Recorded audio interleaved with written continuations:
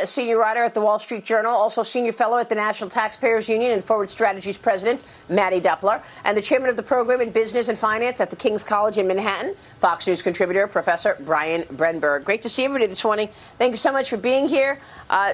Your thoughts, Brian, in terms of a stimulus now being spoken about once again. Do you think there's actually time to and execution risk here, or do you think we'll actually possibly see a stimulus? Yeah, well, the question is Speaker Pelosi really serious about wanting to do something? Yes, she brought down the price tag to $2.4 trillion, but that's a huge gap with where Senate Republicans are. And you've just heard Senator Brown talking to Secretary Mnuchin about wanting to get something done. It's definitely not true that Republicans have failed to put something forward on unemployment. They have done that. They've done that on paycheck protection. They've put forward a number of plans. It's a lot smaller than what Democrats have proposed. But Republicans are saying we want to do something. We just want it to be targeted, not this big, comprehensive blowout plan that Democrats have been talking about for months now. We can't afford that, and that's not the right thing to do at this point in the recovery. Yeah, John Hilsenrath, what do you say about all of this? The president signing health care executive orders yesterday with a health care plan in hand at the time of Stephen Mnuchin still trying to push forward some kind of a stimulus plan. Where are we?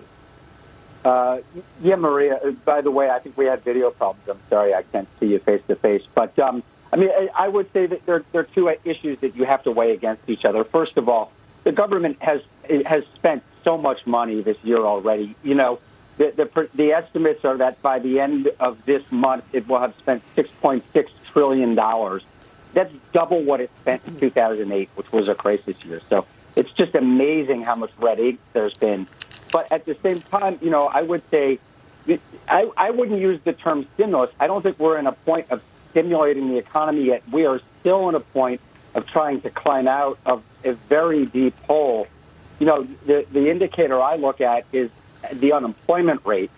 We have an unemployment rate of over 8%. I would point out that, you know, last week there was a report put out by the Census Bureau that showed what great shape the U.S. economy was in at the end of 2019.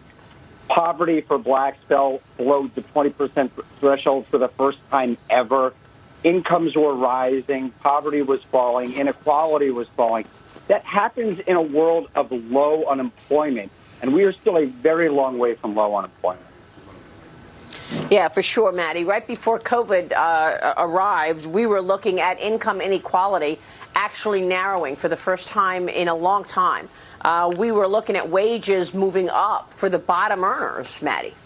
That's right. The bottom quintile saw the biggest gains last year, which is remarkable. And I just want to return to this question about Democrats and Republicans and the conversation on the Hill about COVID relief. That is an outrageous claim for Senator Brown to be making, that Republicans have done nothing. Just last week, Senate Republicans put on the floor a bill that would have moved aid forward for Americans. Senate Democrats are the ones that rejected that bill and did not move forward in that negotiation. So it's really disappointing to see these sides talk about a price tag, talk about a number, say that we have to give $1 billion here and $1 billion there, when really we should be talking about what will support the recovery moving forward, what will give support to American businesses, and particularly as we move into the fall and winter months where the public health situation may worsen, what we're going to do to respond to that.